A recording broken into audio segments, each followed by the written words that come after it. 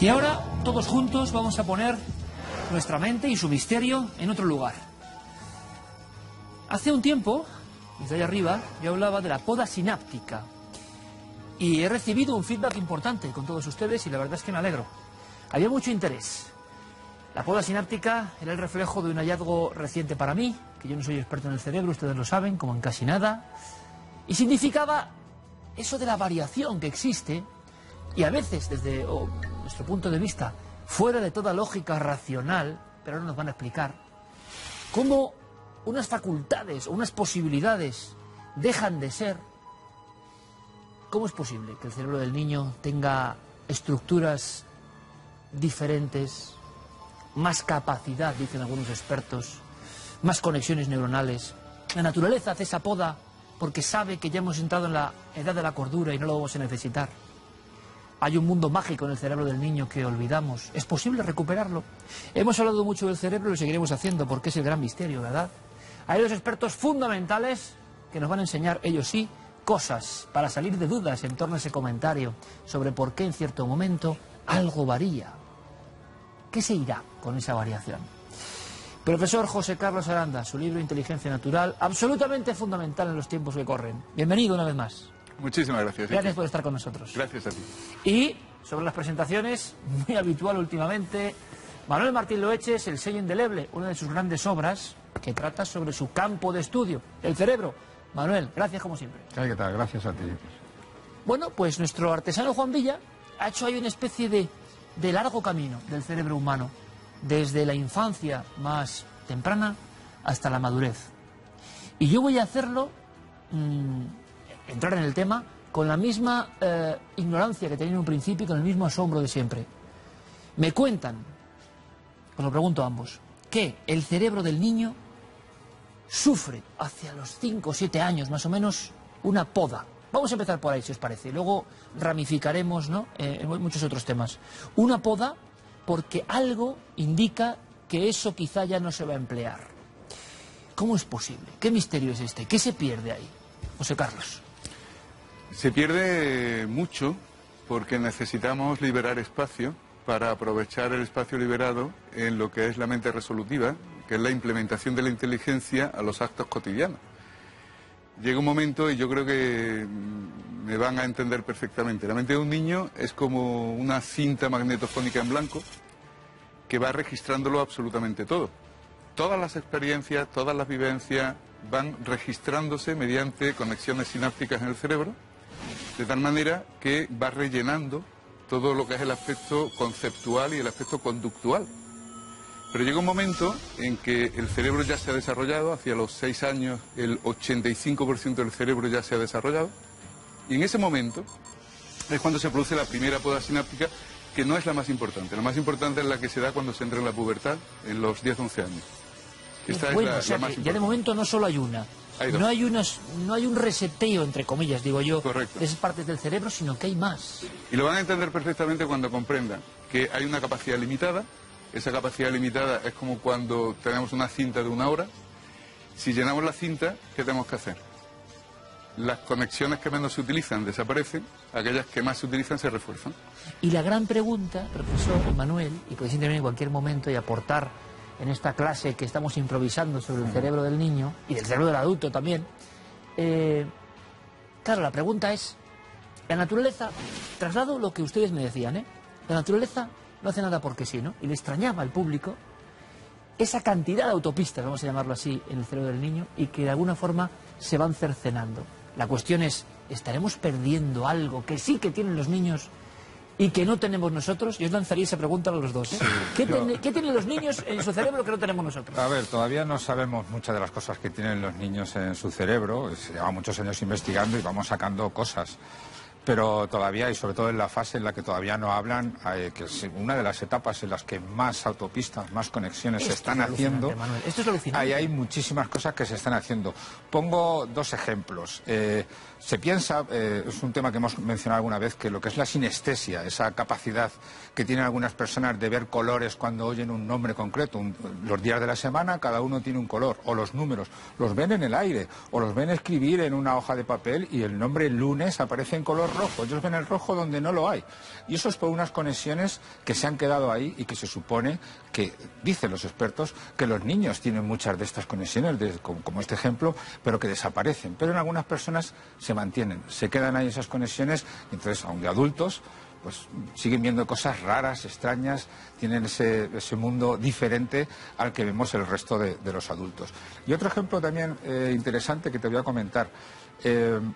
Fíjate el efecto de no quitar muchas de esas conexiones. En este caso el de la sinestesia puede ser, digamos así, positivo, porque hay de hecho muchos artistas y muchos creadores que tienen sinestesia, se aprovechan de esa percepción diferente a la nuestra y tienen esa creatividad.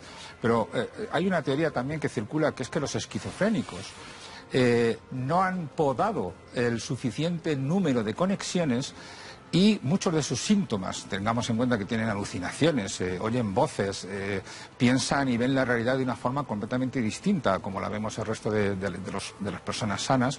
Y todo esto es porque muchas de las conexiones que se tenían que haber podado no se han podado. Me parece, Manuel, alucinante.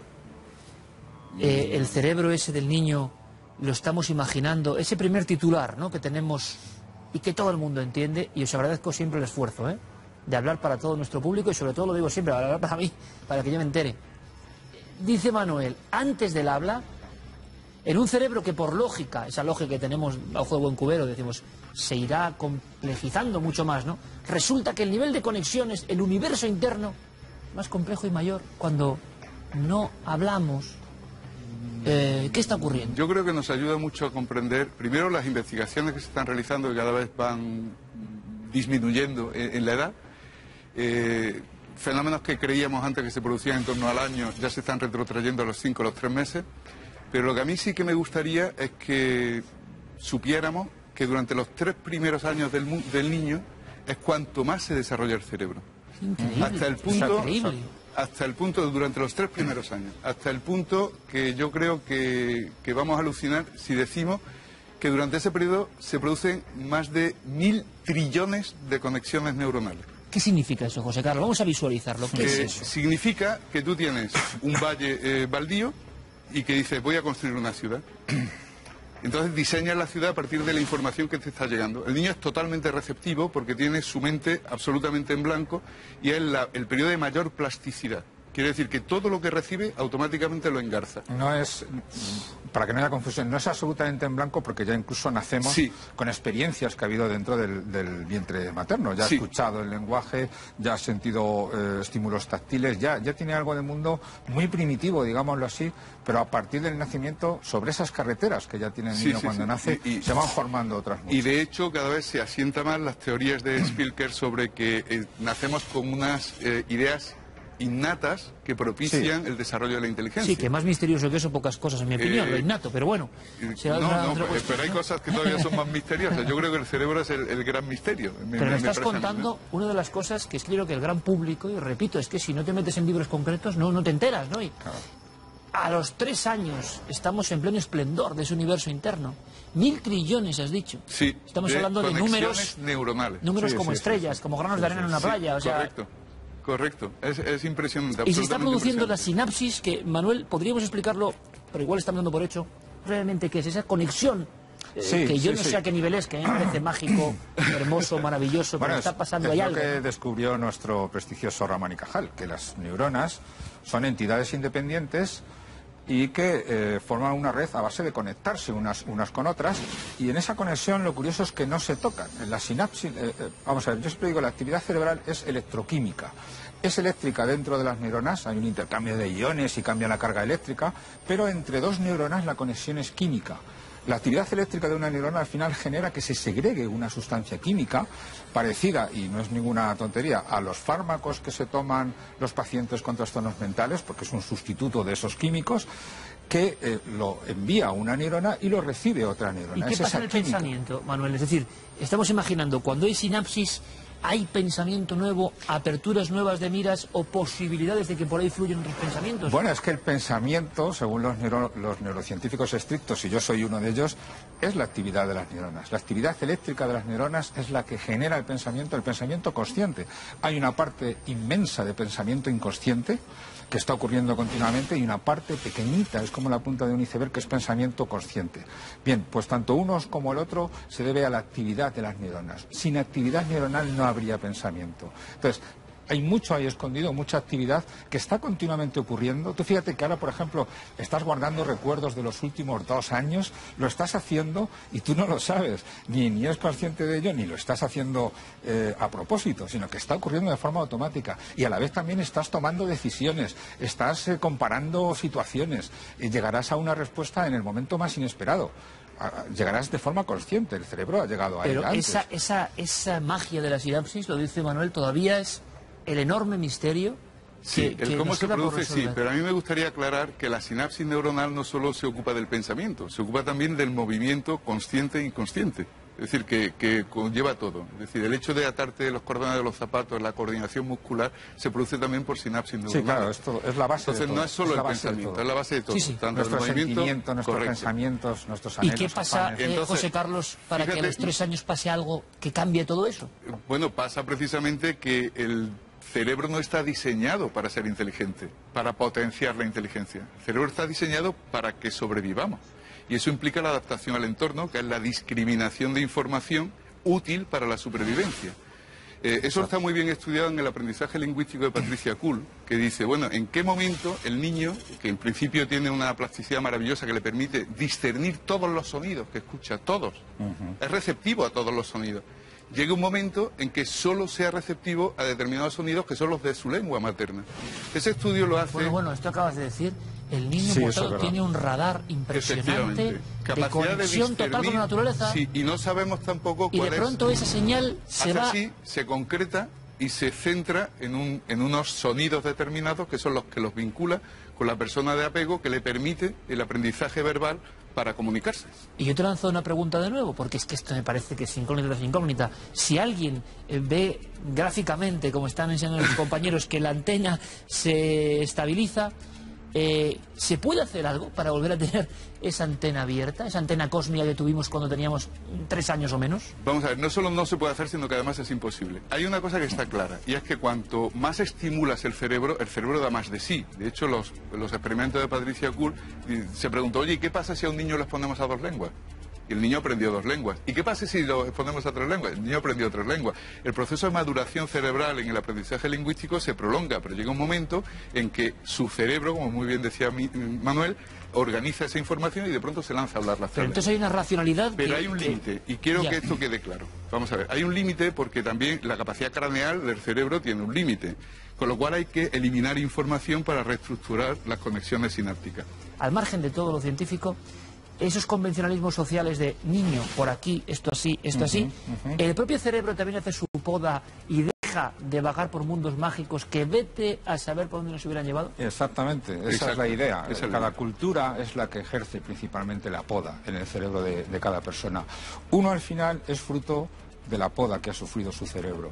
Y la poda en gran parte se debe a la cultura en la que uno está inmerso. Eso El absolutamente cerebro sin ninguna duda. respondería a todo. O sea, si por aquí no, esto no, Tú al ten en final cuenta- esas áreas se dejan de usar. Claro, es que tú te das cuenta que influye incluso en los alimentos que preferimos, en los sabores que nos parecen agradables y desagradables. En cosas así la cultura está influyendo y no es más que las conexiones que se han mantenido en un caso o que se han perdido en otro. Es que es eso es lo que somos al final.